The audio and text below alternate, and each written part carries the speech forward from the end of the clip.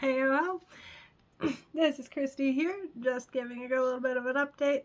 I have ADHD. I'm like getting older here, and I got all sorts of little comorbidity, health issues, body issues. Plus, I just like obsessively eat. And I just kind of following along how I'm working out things like permanent neck damage, uh, weird bleeding anemic issues, and also, like I said, just eating constantly. So I've been working on that. I've been having a lot of fun doing all my calisthenic exercises. All of those have been really productive, but haven't really gotten completely into it just because I am such a wimp. I like to get into the habit of something in the routine before I start pushing myself. If I start off with something that's a routine and then I immediately get into it and I get sore and stuff like that, death of the routine. All of a sudden, it's a burden. I don't want to do it anymore. So we're going nice and easy.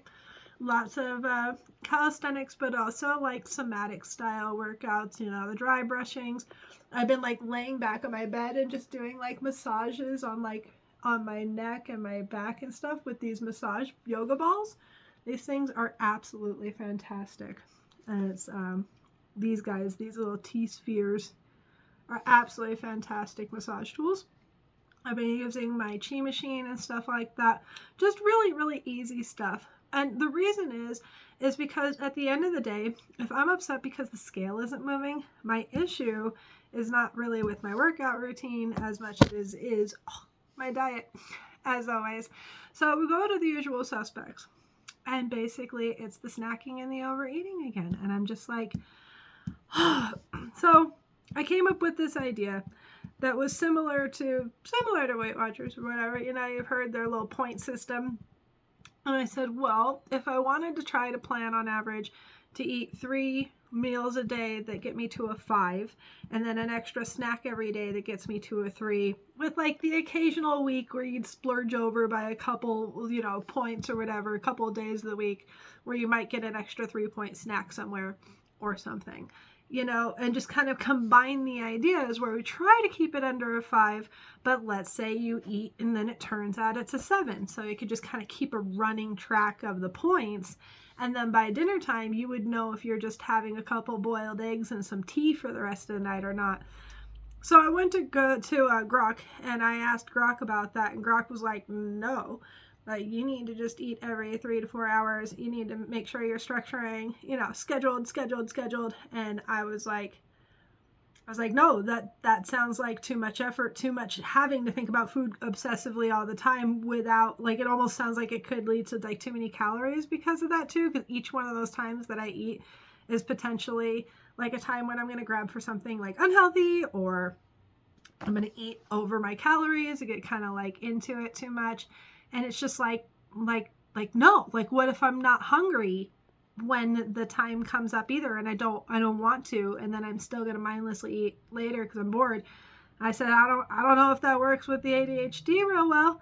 And Grok came back and it was like, yeah, well, this is what we think you should do, and your number system is actually too stringent, and I don't like it, and you should be eating every 3 to 4 hours, 2-3 big meals, or, regular size meals, and 2 snacks every day. And I just, you know what? Every once in a while, it's a good time to remind yourself that all these AI robots are just big dumb robots just following whatever the current trends are, and that diet trends have almost always universally been toxic. So I said, you know what? As long as this feels less stringent for me and like less OCD than setting a timer every time that I eat and then trying to have like my little snack pack on me, to me, that's like having anxiety. To me, that's like why I quit smoking cigarettes, because I didn't like the anxiety of being like, I have to know when I'm going to have my next cigarette, Like, what if I'm at an appointment? What if I'm busy? What if I ate a big lunch? What if I'm at a restaurant and I want to eat more of my food? I need more flexibility than that, robot. I know robots don't need it, but I am a human with flesh and blood, and so onward and upward with this absolutely unsolicited advice. I like, and I think there's a reason why it worked for people for decades, the point system, where my little seafood cottage cheese egg breakfast tacos that I just had on like lettuce boats, and again, happy macro food needs to be filled up. I want to make sure that I'm filling up my tank with things that have the high fiber, high protein, like make a nice bean effort in there somewhere. But I feel like I really need that almost OCD structure without it being so structured that my ADHD is going to screw it up.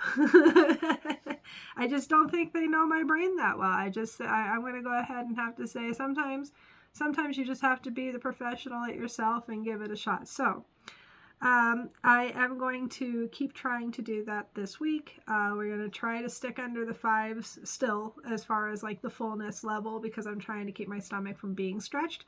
It's possible that I'm going to crave food more than that. I'm willing to adjust the points because if too much of a calorie deficit anyway, too long of a calorie deficit, your body will just adjust to the deficit and start functioning kind of lower actually. And so the point of this is actually we're still trying to find our undiet zone. So if 18 points is not enough, because that's only 3 meals and a snack, I'm going to bump it up to 21 and assume 3 meals, 2 snacks. I'm just not going to structure it quite the way that ChatGPT or Grok wanted me to. To me, that actually it was too strict.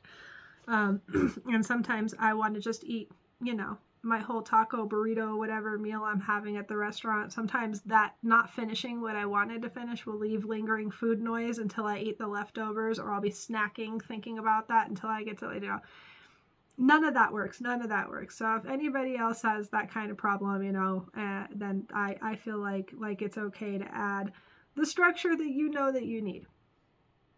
So as far as keeping track of it, I have like a Google Calendar and stuff, and so or I can write the number on my hand, which is another trick that I use because of ADHD. Sometimes we don't always have the best memory for sticking to things. So it's like, oh, I'll write that down in my notebook. And that just never happens. But if it's written on my skin somewhere, usually during the day, I will remember it. And so my little breakfast that I had, it was more of a brunch because we had an early appointment. Again, that just goes along with the flow. My little breakfast tacos, I'm going to go ahead and say that took it up to a 7.